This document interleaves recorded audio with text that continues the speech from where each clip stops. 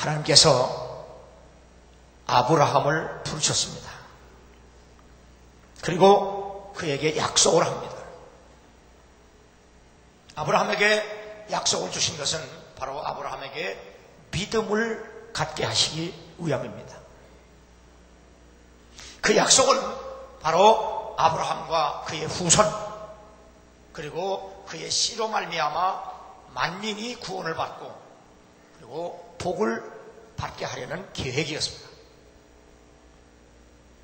그 아브라함의 후손이 바로 이스라엘 백성들이고, 그 몸에서 난 씨, 그것이 바로 예수 그리스도였습니다. 하나님께서는 그 아브라함을 통하여 모든 사람들이 그리스도를 믿게 하시는 표적이 되게 한 겁니다. 그리고 이스라엘 백성을 통해서 바로 이방인들까지도 구원을 받게 하려는 표적이 되게 하신 겁니다. 그런데 이스라엘 백성들은 바로 하나님께서 주신 말씀, 그 말씀을 거부하고 믿지도 않고, 그리고 하나님께서 주신 사명을 외면했습니다. 그래서 요한 사도도 자기 땅에 오매 자기 백성이 영접지 않아야 한다고 이스라엘 백성들의 완악함과 불신앙을 지적했습니다. 하나님께서는 일찍이 아브라함뿐만 아니라 히브리 사람들 그리고 이스라엘 민족에게 믿게 하려는 표적을 주셨습니다. 그것이 바로 희생제사법이고 제사장직분이고 성전이며 예배, 그리고 종교적인 절기들, 그리고 언약들, 그리고 율법을 주셨습니다. 이러한 희생제사, 제사장직분, 성전, 예배, 종교적인 절기들, 약속, 그리고 율법은 바로 모든 인간이 그리스도가 필요한 죄인들이라는 사실을 분명하게 말씀하는 표적이었습니다. 그러나 그들은 그 표적의 의미를 깨닫지 못하고 그 율법에 자기들의 전통을 더해서 오히려 열심을 내었지만, 오늘 로마서 10장 2절에 있는 말씀처럼 저희가 하나님께 열심이 있으나 지식을 쫓은 열심이 아니라고 지적을 받고 있는 겁니다. 우리가 흔히 말하는 무식하면 용감하다고 하는 것이 바로 이를 두고 말하는 겁니다. 사도 바울도 예수님을 만나서 회심하기 이전에는 바로 예수를 믿는 사람들을 핍박하는 것이 바로 하나님께 충성하고 열심 내는 것으로 잘못 알았었습니다.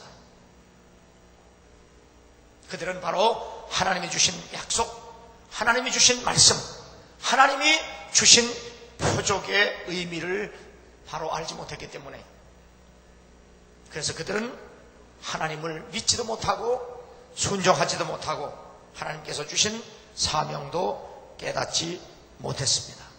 그래서 종교개혁자 마틴 루터는 무지가 죄다, 그렇게 이야기한 겁니다.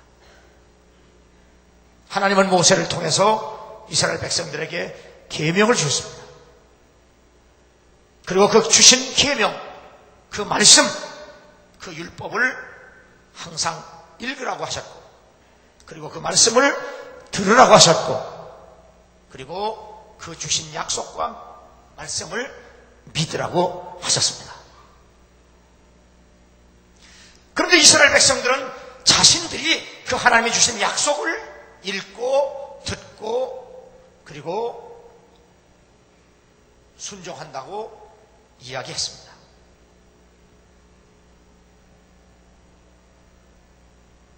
그러나 모세는 그들의 불순종을 지적합니다. 하나님의 주신 말씀을 겉으로가 아니라 진정한 순종은 바로 마음으로라고 모세는 지적합니다. 그래서 신명기 5장 29절에 보면 다만 그들이 항상 이 같은 마음을 품어 나를 경외하며 나의 모든 명령을 지켜서 그들과 그 자손이 영원히 복받기를 원한다. 쉽게 비유하면 이스라엘 백성들은 하나님께 드리는 11조를 정확하게 드리기 위해서 바로 저울에 달아서 드릴 만큼 그렇게 정확하게 드렸습니다. 그럼에도 불구하고 겉으로 나타나는 행동은 11조를 저울에 달아 드리면서도 그 마음에는 하나님을 믿는 믿음이 없었습니다.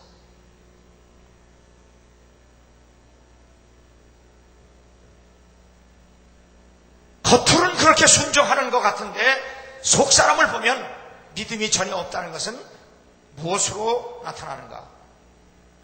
사도 바울은 모세를 통해서 주신 계명, 그리고 말씀, 그리고 제사장 직분, 성전 예배, 모든 표적이 바로 그리스도로 말씀하신 것이라는 사실을 상기시키고 있습니다. 그런데 그들이 그리스도가 왔을 때 믿지 않는 것, 그것이 바로 하나님의 약속과 말씀을 읽지도 듣지도 믿지도 않았다는 사실을 바로 증거하는 것이라는 사실을 본문에서 말씀하고 있는 겁니다. 그렇게 이스라엘 백성들이 날마다 입술로 고백한 그 말씀, 그 약속, 그 계명, 그 율법, 마음에서 우러나오는 그 믿음으로 고백하고 읽고 듣고 믿었다면 왜 예수가 이 땅에 왔을 때 왜 영접하지도 믿지도 않았느냐 그 말입니다.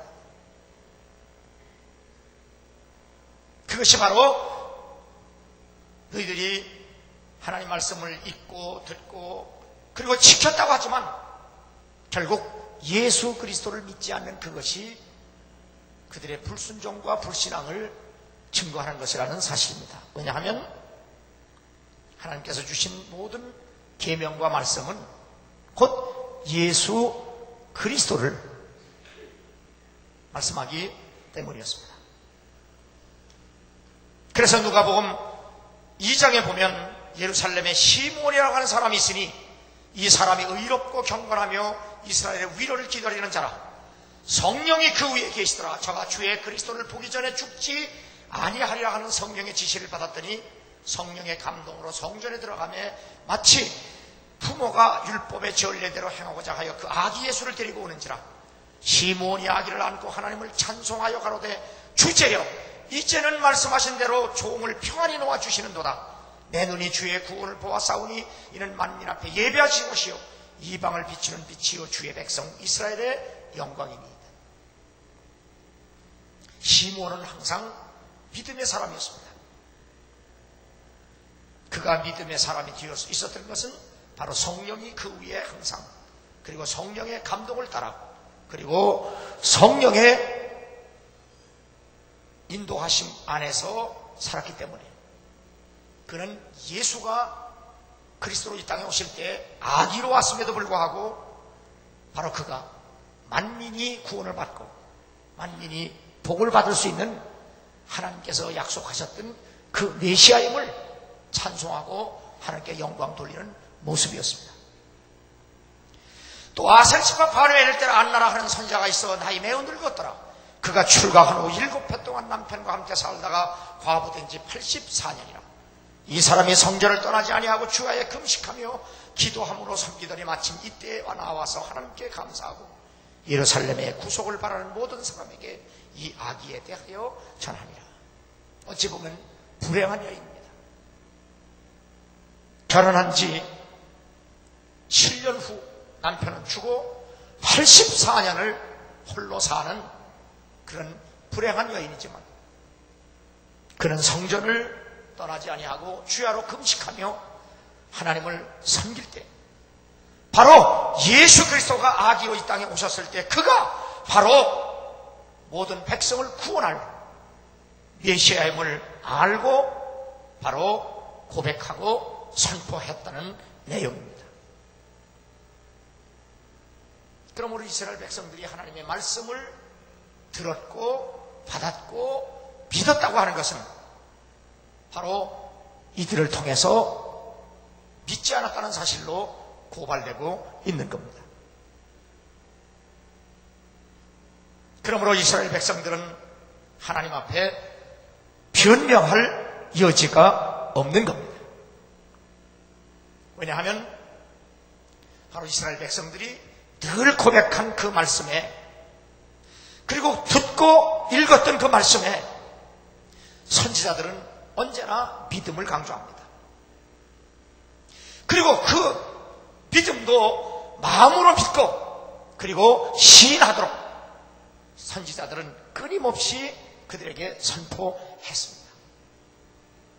그래서 주님 자신도 요한복음 5장에 보면 너희가 성경을 왜 읽느냐, 너희가 성경을 왜 연구하느냐, 바로 성경을 읽고 그리고 성경을 듣는 이유, 그리고 성경을 연구하는 이유는 구원을 받기 위해서 하느냐, 영생을 얻기 위해서 하느냐.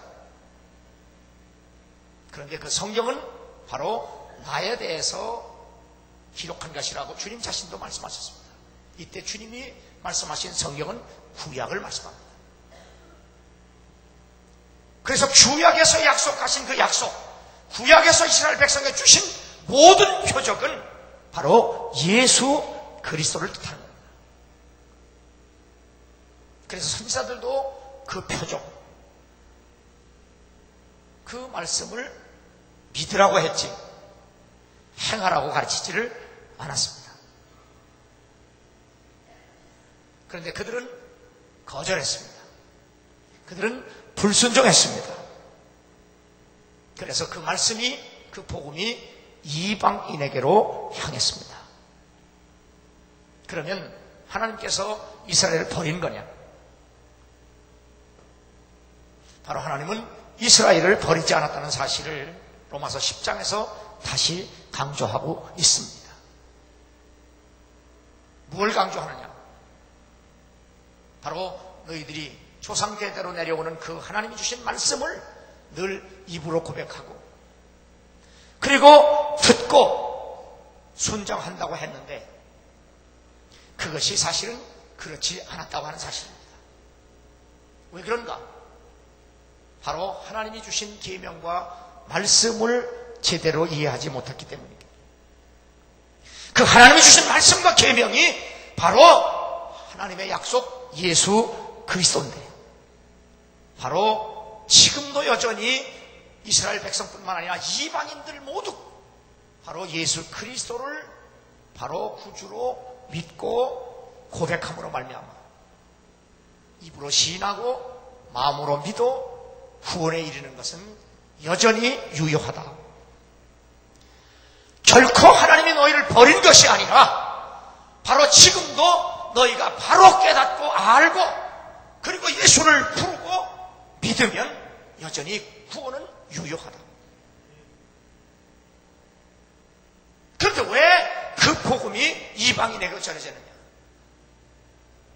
사도 바울은 복음이 이방인에게 전해진 것은 바로 너희들이 거절하고 믿지 않고 불순종하기 때문에 바로 이방인에게 간 건데, 그것은 바로 너희들이 바로 이방인들이 구원받는 것을 보고 희기나게 하려 했다. 좀 이해하기 어려운 대답입니다.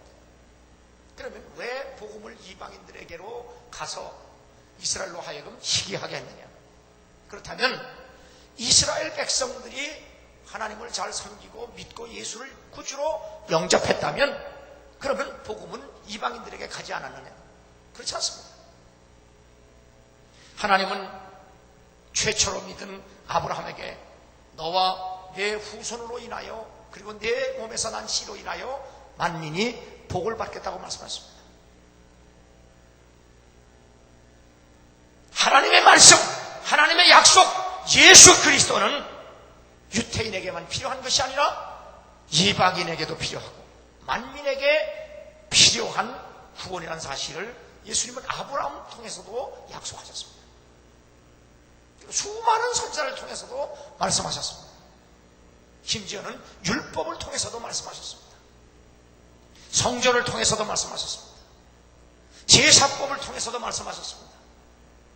여러 계명을 통해서도 말씀을 하셨습니다.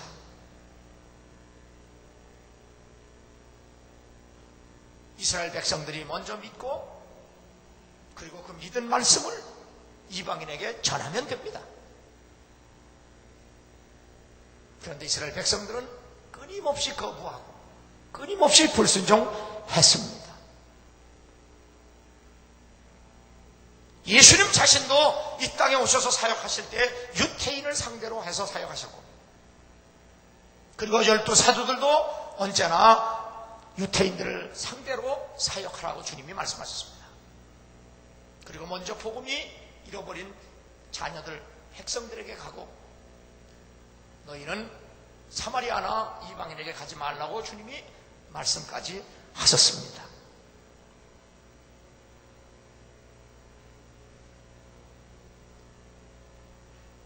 그런데 그 이스라엘 백성들이 바로 그 예수를 믿지 않는 겁니다. 그래서 사도 바울은 이방인의 사도로 부름을 받았음에도 불구하고 이스라엘 백성들에게, 본 자손들에게 예수를 부를 것을 다시 촉구합니다. 이스라엘 백성이 예수님의 이름을 부른다는 것은 믿는다는 것을 말하고, 믿는다는 것은 바로 들어야 한다는 것을 다시 말하고, 듣는다고 하는 것은 바로 나사렛 예수가 하나님의 아들이요 그리스도라고 하는 사실을 믿게 한다는 사실입니다.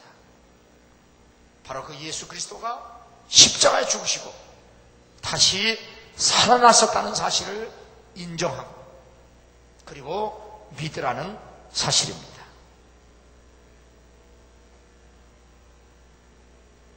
그래서 사도행전 7장까지도 복음은 유태인에게만 증거가 됩니다. 그런데 그 유태인들은 바로 복음을 전하는 집사 스데반을 돌로 쳐 죽이고 맙니다. 그래 내서 복음은 이방인에게로 급속도로 퍼지게 됩니다. 이에 대하여 사도 바울은 이스라엘로 하여금 시기나게 했다고 하는 것은 뭘 얘기하느냐?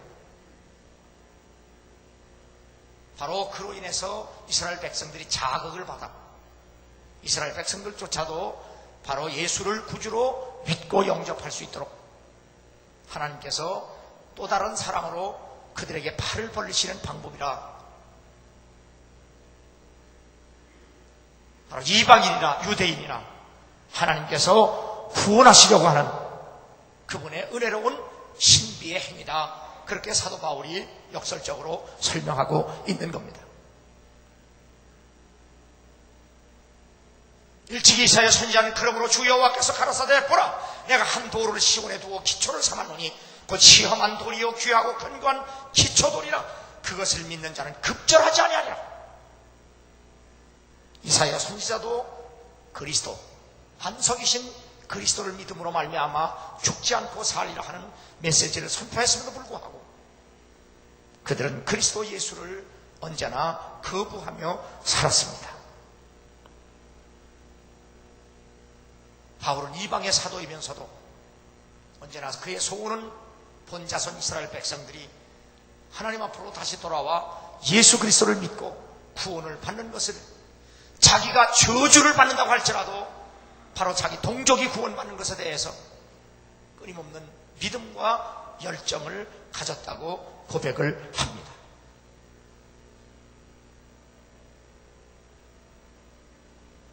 사도 요한도 바로 이스라엘 백성들뿐만 아니라, 이스라엘 백성은 옛날도 그랬고 지금도 여전히 표적을 보면서도 예수를 그리스도로 믿지 않는다는 사실을 요한복음 12장에서 다시 강조하고 있습니다.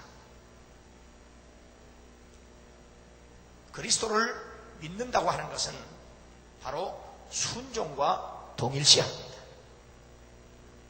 이스라엘 백성뿐만 아니라 이방인조차도, 그리고 여러분과 나도 하나님의 말씀을 날마다 듣고 함께 고백하고 함께 읽으면서도 그 고백하고 읽고 들은 말씀이 믿음에 화합지 아니하면 다시 말하면 순종하지 아니한다.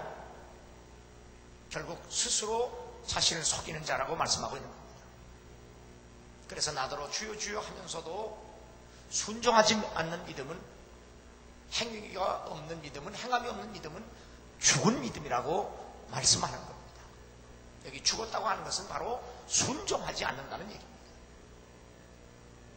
하나님이 아브라함을 부르셨습니다. 아브라함아, 너는 본토 친척 아비집을 떠나 내가 지시하는 땅으로 가라. 들었습니다. 들었으면 하나님이 지시하는 땅으로 가야 합니다. 그것이 믿음입니다. 그것이 순종입니다. 분명히 아브라함이 하나님의 음성을 들었습니다. 너는 본토 친척 아비집을 떠나 내가 지시하는 땅으로 가라. 분명히 들었습니다. 그렇게 하죠. 대답했습니다. 시인했습니다. 그러함에도 불구하고 하나님이 지시한 땅으로 가지 아니하면 그것은 믿음도 아니고 순종도 아니라는 사실입니다. 오늘도 마찬가지입니다. 우리가 날마다 이렇게 하나님 말씀을 들으면서 아멘하고 예수를 주라고 시인하고 고백한다고 할지라도 그 약속을 따라 순종하지 아니하면 그것은 곧 믿음이 될 수 없는 불신앙이요 불순종입니다. 그래서 사도 바울이 항상 데살로니가 교인들에 대해서 감사하고 기뻐했던 것은 데살로니가 교인들은 하나님의 말씀을 받을 때 언제나 사도 바울이 전하는 설교를 듣는데 그 사도 바울이 설교하는 설교를 사람의 말이 아닌 하나님의 말씀으로 받을 때 그들의 믿는 마음 속에서 그 말씀이 역사했다. 말씀대로 순종했다 그 말입니다. 그래서 데살로니가 교회가 모든 아시아 교회의 모델 교회가 되었던 것은 그들은 믿음의 역사, 그들의 사랑의 수고, 그들의 인내의 소망이었기 때문이라고 말합니다. 믿음의 역사라는 건 뭐냐? 무엇을 하든지 그들은 믿음으로 했다. 그들은 언제나 하나님을 사랑하기 때문에 희생했다. 그리고 그들은 언제나 하나님 나라의 소망 때문에 아무리 어렵고 힘든 시련이 있다고 할지라도 그들은 견디고 참고 기다렸다는 얘기예요. 무엇을 하든지 믿음으로 순종했고 무엇을 하든지 하나님께 사랑하는 마음으로 희생했고 그리고 하나님 나라 때문에 참고 견딘 그들의 신앙, 그들의 아름다운 신앙이 바로 모든 아시아 교회의 모델이 되었다고 하는 사실입니다. 바로 이 복음은 하나님이 이방인에게 증거하라고 해서 결코 이스라엘에 버린 것 아니다. 지금도 이스라엘 백성들아 예수를 그리스도로 부르고 믿어라. 그리하면 구원을 받으리라. 그 말씀, 그 예수를 믿기 위해서 하늘에 올라갈 필요도 없고 그 예수, 그분을 믿기 위해서 지옥에 갈 필요도 없다. 그 복음, 그 예수가 어디에 있느냐? 내 마음에 있고 내 입에 있다. 믿고 고백하고 시인하면 된다. 주님을 믿는 것이 그렇게 복잡한 어떤 행동을 구하는 것도 아니고 마음으로 진심으로 받아들이고 입술로 부끄러움 없이 고백하면 바로 하나님의 은혜로 그 구원이 주어진다는 사실을 사도 바울은 거듭 말하고 있습니다. 베드로 자신도 어부였습니다. 그가 예수님으로부터 부르심을 받았습니다. 이제는 너가 사람을 낚는 어부가 되라. 베드로는 그물을 던지고 배를 버리고 가정을 떠나서 예수님의 제자가 되기로 기꺼이 결단합니다. 이 베드로는 예수를 구주로 믿고 고백하면서 예수님을 위해 죽기를 결단합니다. 그런데 바로 그 예수 그리스도가 십자가에 죽을 때 그는 예수님을 잔인하니 만큼 부인하고 배신을 합니다. 그리고 그를 저주까지 합니다. 그런데 그 십자가에 죽었던 예수께서 3일 만에 다시 살아나셔서 베드로 앞에 나타나신 겁니다. 그리고 베드로에게 묻습니다. 네가 나를 사랑하느냐? 베드로가 부활하신 주님 앞에 자신의 허물과 죄를 회개하고 용서받은 후에 그리고 그 주님을 사랑하기로 결심합니다. 그리고 실제로 사랑합니다. 내가 주님 사랑하시는 것 주님이 아시지 않습니까? 주님은 베드로에게 거듭 묻습니다. 네가 이 모든 사람보다 더 나를 사랑하느냐? 내가 주님 사랑하는 것 주님이 아십니다. 주님은 바로 그 베드로에게 복음을 전할 사명을 다시 주셨습니다. 이 베드로가 바로 이방인들에게 복음을 전할 때 이스라엘 백성들은, 유대인들은 큰 충격을 받습니다. 왜 예수님의 사도인 베드로가 왜 이방인들에게 복음을 전하냐? 이때 베드로는 자기 자신이 예수 그리스도를 믿고 부활하신 주님이 승천하셔서 자신들에게 성령을 부어주신 그 감동, 그 은혜, 그 체험을 바로 이방인 고넬료와 그의 가정에게 전할 때 자신들이 받았던 은혜를 똑같이 받은 현장을 목격했고 체험했다는 사실을 유대인들에게 간증하고 증거합니다. 바로 자신들이 믿은 예수, 그로 말미암아 구원받은 그 감격, 그래서 성령의 충만함을 받은 그 기쁨을 바로 예수 그리스도는 유대인만이 아닌 이방인들에게도 동일하게 주신다는 사실을 자신이 직접 목격했고 그리고 보았고 체험했다고 바로 증거하는 겁니다.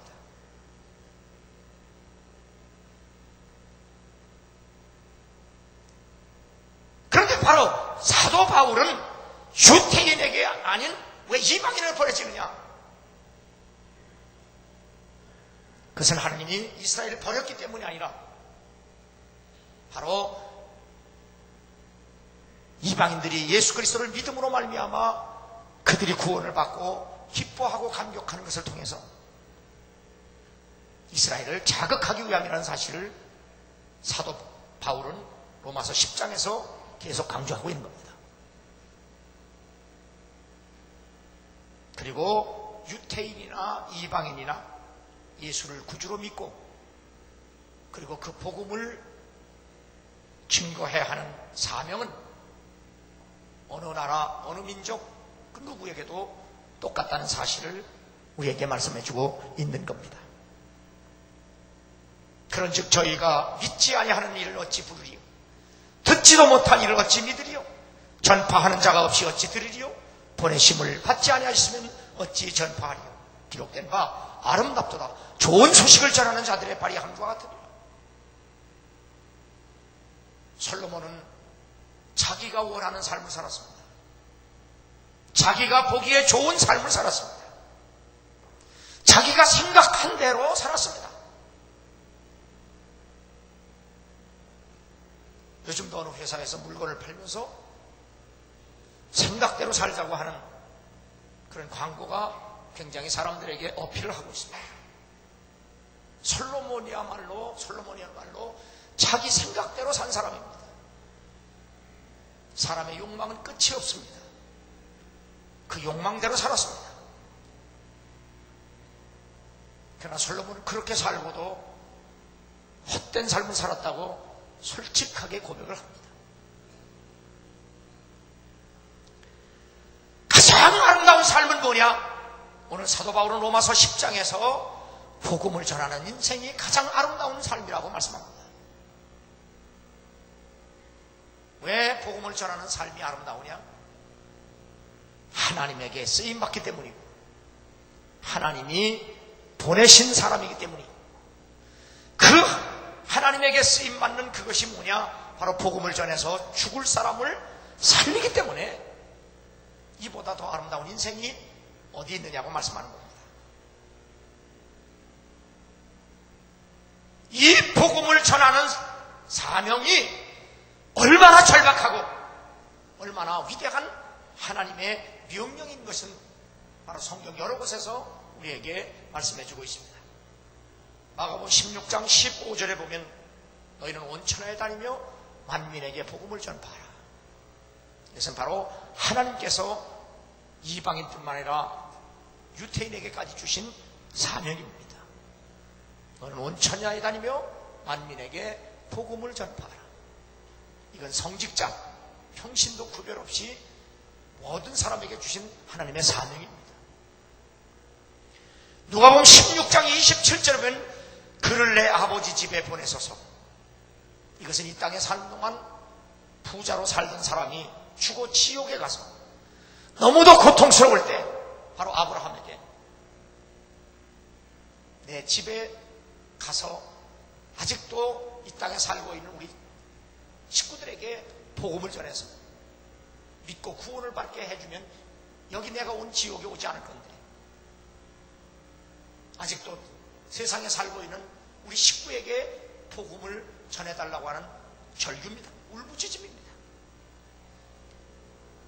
세 번째는 사도행전 16장 9절에 건너와서 우리를 도우라고 하는 마게도냐 교인들이 바울에게 호소하는 말씀입니다.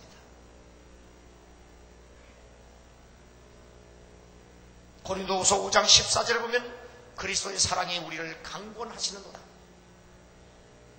복음을 전해야 할 이 절박한 사명감은 하나님의 명령이에요. 그리고 지옥의 울부짖음이요. 그리고 세상의 간절한 호소요. 그리고 내 자신의 바로 압박감이라는 사실입니다. 이렇게 복음 전파는 얼마나 그 능력과 위력과 가치가 큰 것에 대해서 하나님께서, 그리고 지옥에서, 세상에서, 그리고 내 자신이 그렇게 요구하고 말하고 있는데도 얼마나 많은 사람들이 그 절박한 하나님의 명령과 사명을 외면하고 사는지, 특별히 이스라엘 백성들이. 그래서 성경은 이스라엘 백성들이 하나님 말씀을 들을 때마다 마음을 강팍하게 한 것처럼 오늘날도 현대인들도 21세기를 사는 여러분과 나도 하나님의 말씀을 들을 때 마음을 강팍하게 하지 마라. 그 말씀을 순종하고 믿음으로 구원을 받아 그 놀라운 복음의 능력을 체험하고 그리고 그 복음을 증거하라고 말씀하는 겁니다.